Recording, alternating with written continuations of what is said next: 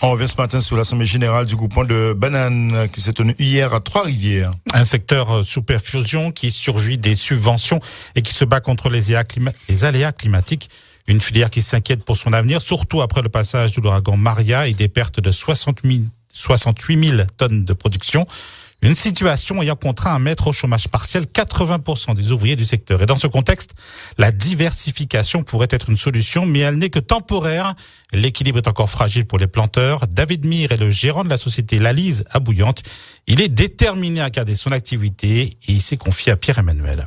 Depuis une fois les 6 premiers mois passés, donc depuis le début de l'année, j'ai repris 2 salariés et on a encore 3 qui sont en chômage total jusqu'à la reprise totale de l'exploitation.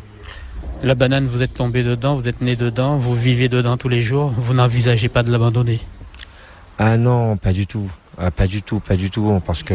Même si les aléas climatiques font tout pour décourager les planteurs et les ouvriers de la banane. Non, on est sur une île en Guadeloupe et en Martinique où on sait que l'aléa climatique est là.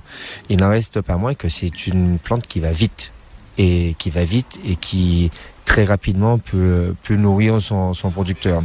Et pour vous donner un exemple, c'est-à-dire que pendant cette période de Maria, on a fait de la reconversion avant que la banane arrive, donc un peu de maraîchage, un peu de culture vivrière, mais très vite on inonde le marché. Très vite. Vous voyez bien, il y a trop de pastèques, il y a trop de concombres, il y a trop de tout. Il suffit que les bananiers qui sont sur des volumes de terre relativement importants mettent 10% de leur production en maraîchage, c'est fini. Il n'y a plus de maraîchage. Vivement la diversification alors. La diversification, oui, mais pour ceux qui le font, ils nous disent carrément très vite, retournez à votre banane pour que vous nous laissiez notre culture vivrière et notre culture de maraîchère.